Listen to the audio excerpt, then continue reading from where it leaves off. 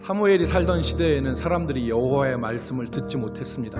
그 시대에 사무엘에게 여호와의 말씀이 임하고 사무엘이 여호와의 말씀을 듣습니다. 여러분 비교해 보십시오. 경험적인 측면에서나 숫자의 측면에서나 당시의 계급적인 측면에서 엘리는 절대적인 사람이었습니다. 그러나 하나님은 하나님의 말씀을 듣지 않는 엘리의 집안을 심판하시고 어리고 연약하지만 하나님의 말씀을 들을 수 있었던 사무엘을 이스라엘의 선지자로 세우십니다. 어떻게 사무엘은 이 말씀을 들을 수 있었을까요? 첫 번째, 사무엘은 하나님의 말씀을 들을 준비를 하였습니다. 사무엘은 하나님 앞에서 성실하게 자기의 사명을 감당했던 것입니다. 사무엘의 어머니가 아이를 낳지 못하는 불임에서 하나님 앞에 기도해서 사무엘을 낳았습니다. 그리고 젖을 떼면 아이를 여호와께 평생에 드리겠다고 바칩니다. 그리고 12살 된 애가 여호와의 전에서 제사장 전습생 노릇을 해요. 얼마나 엄마가 보고 싶겠어요. 그런데 사무엘이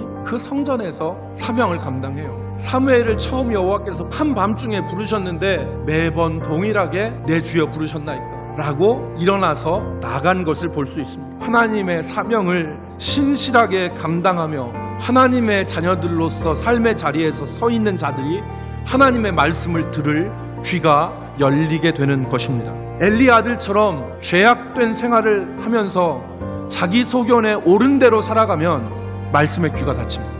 우리 심령에 하나님의 살아있는 말씀이 들리지 않으면 우리는 영적으로 죽어가고 있는 것입니다. 저와 우리 모든 성도들이 이 하나님의 말씀을 듣는 자 되기를 주의 이름으로 축복합니다. 두 번째, 하나님께서 우리에게 무슨 말씀을 하시든지 들어야 됩니다. 사무엘이 여호와 하나님 앞에 첫 번째 들었던 말씀은 자기의 가장 긴밀한 관계에 있는 엘리 집안의 심판에 대한 말씀이었습니다. 하나님의 말씀이 때로는 우리에게 부담이 되는 때가 있고 우리를 불편하게 만드는 경우가 있습니다. 때로는 우리의 죄를 지적해서 우리의 마음을 후벼파는 때도 있습니다. 그때도 우리는 하나님의 말씀을 아멘으로 받아들여야 됩니다. 하나님의 말씀은 우리 귀를 즐겁게 하는 용도로 주어진 것이 아니라 영혼을 살리는 생명의 말씀으로, 진리의 말씀으로 주어진 것입니다. 하나님이 우리에게 말씀하실 때에 아멘으로 순종하고 받아들이는 우리 하나님의 복된 성도들이 되기를 주의 이름으로 축복합니다. 마지막 세 번째로는 사무엘은 하나님의 말씀에 있어서 타협하지 않았습니다. 성경은 하나님의 말씀을 더하고 빼는 것, 그리고 타협하는 것을 말씀을 혼잡케 하는 것이라고 우리에게 가르칩니다. 자기의 수준과 자기의 생활에 맞추어서 순종하고자 하는 유혹이 있지 않습니까?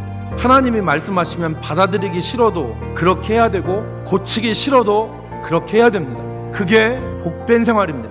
오늘 이 시대가 자기의 소견에 옳은 대로 행하는 사사시대보다 덜하다고 말할 사람은 아무도 없습니다. 그러나 이 어두운 시대에도 빛을 보는 사람들이 있는데 그들이 하나님의 말씀을 듣는 사람들입니다. 우리 모든 성도들이 하나님의 말씀을 듣고 생명의 길로 나아갈 수 있기를 주의 이름으로 축복합니다.